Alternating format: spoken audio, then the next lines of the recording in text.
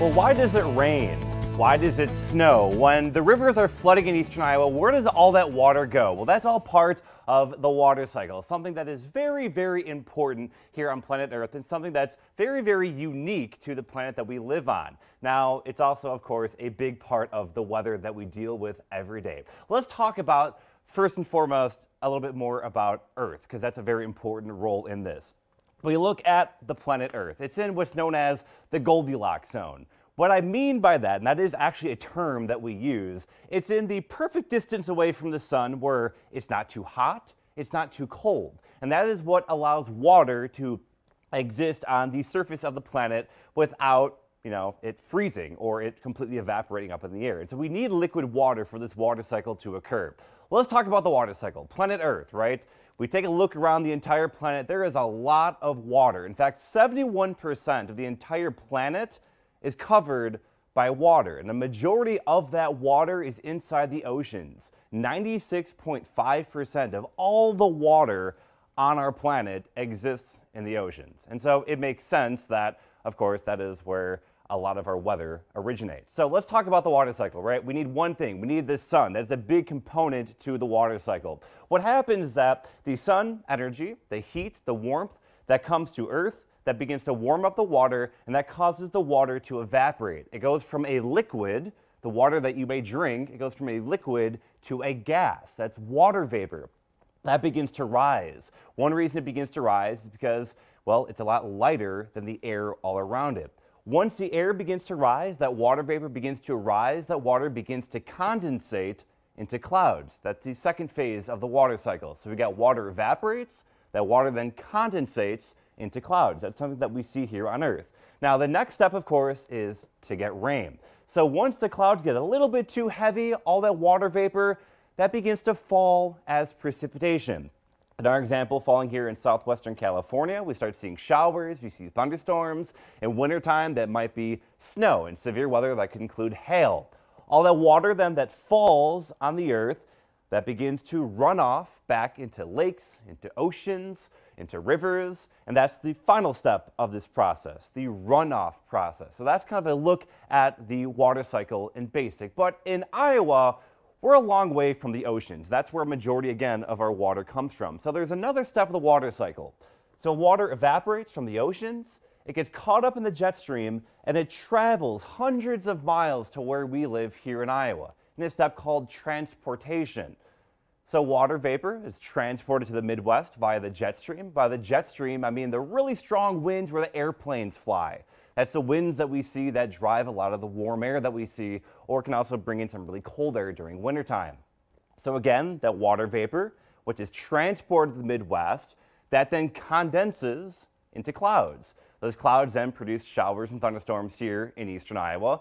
That water can then run off into rivers and streams. That's the reason that we see rivers flood. And of course, the Cedar River in Cedar Rapids, that goes into the Mississippi River. The Mississippi River goes all the way down to the Gulf of Mexico. And the Gulf of Mexico goes into the Atlantic Ocean. It's a big cycle of water. But not all water, of course, goes into the rivers. We also have what's called infiltration. Water soaks the ground, and that fuels the plants. That waters the plants here in eastern Iowa.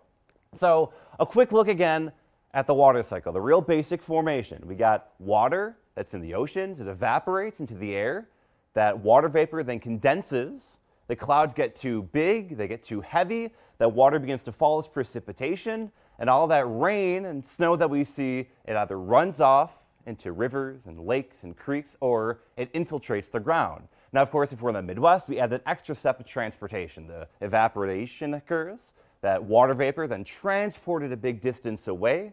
That water vapor then condenses, the clouds get too heavy, it begins to fall as precipitation, and therefore we have runoff and infiltration. Now, in order to show you exactly how this happens, we have a pretty cool little experiment we're going to set up. So we're going to walk over to the kitchen set here, and we're going to show you exactly a little thing that you can do at home to actually do this yourself. It's a pretty cool little thing, and it's really basic to do. All you need is water. So here at the kitchen set, we got a little pan of water. It's boiling right here. What you're seeing here is, of course, heat that's being added to the water. So in this case, it's like the sun adding heat to the water. And the steam that you see rising, that is water vapor. That's the water vapor that is rising. So the question is, Why do clouds form? Well, a big part of that is temperature. So where airplanes fly really high up in the sky, it's much colder. So in order to show that, we got a little cup of water right here, and we got some ice. I'm just gonna spill these all over to be real simple. I'll put all the ice in here. So what's happening here is that this is an example of the upper levels of the atmosphere. It may be really hot where we live on the ground, but well up in the air where airplanes are flying, it's much, much colder. So as we carry this, we hold this right over the pot here, what you're going to start to see is that the water vapor is starting to condense on the glass of water here. Tiny little water droplets begin to form, and soon enough you'll start seeing dripping happening. Basically what's happening is all those little water droplets are getting too big. They're getting too big to stay onto the cup, and you begin to see them fall as rain. And what you're seeing here on this little example, the pot boiling some water, a little cup of ice water, it's all condensing on the cup here and all beginning to fall, that is the water cycle, just like that. And you can see it right at home, which is a pretty cool thing, pretty quick little experiment. So, of course, sometimes we see rain, and of course in the wintertime we see snow. Why is there a difference? Well, that has to relate also to temperature, but it gets a little bit more complicated. Let's take back to graphics here, and what we're going to do is take a look at the different phases of precipitation. We do see many different types of precipitation. Of course, rain, something we just saw on Saturday with the showers and thunderstorms that moved on through. And in the wintertime, we see snow. So the different types of precipitation, we got rain, we have freezing rain, we have sleet, and we have snow. Now, the different types of precipitation, it's all driven by the actual air temperatures that we see. So for example, when you're way up here, the entire air of the air is warm, you see rain. Meanwhile, when you're further in the cold air, that's when we start seeing some freezing rain and sleet falling. And that stuff is really dangerous. Rain, you can drive through, it's a little dangerous at times, especially when it's raining really hard. But the freezing rain and the sleet, that causes a lot of issues for traveling because all of that begins to freeze on the roadways and can turn them into ice. Meanwhile, when you have a lot of warm air in place, that's all falling as rain. So to kind of illustrate this a little differently in a slightly different graphic, we're going to show it like this. So when you have all rain, you have the clouds up top, all that precipitation begins to fall, and again, it's cold up high. It's very cold up high, so it's actually primarily almost falling all as snow originally. But even when it's 80 or 90 degrees here at the ground, that then begins to melt. So snow begins to melt into rain. That's why we see rain. However, when we mix into things, so freezing rain is rain that's falling, but it begins to melt because it encounters some warmer air in the middle level of our atmosphere. But then at the ground, we may be cold. The water temperature or the air temperatures may be below the freezing mark, and therefore that freezing rain then begins to freeze on contact. And that's why we see freezing rain. Now, let's talk about a different type of precipitation. This is sleet. So again, we got cold air up high. The precipitation falls, encounters a cold air. It's falling as light snow. Then it encounters a bit of warm air. All that precipitation falling begins to hit a little bit of warm air. It melts a little bit. But then encounters a bigger area of cold air, and it begins to refreeze again. And if you've ever been outside, you've been hit by those little ice droplets that are falling from the sky that kind of makes a really loud noise when you're driving. That's why you see sleet. And finally, of course, everybody loves snow, right? I love snow. That means the entire atmosphere is below the freezing point, and therefore everything is falling as freezing stuff.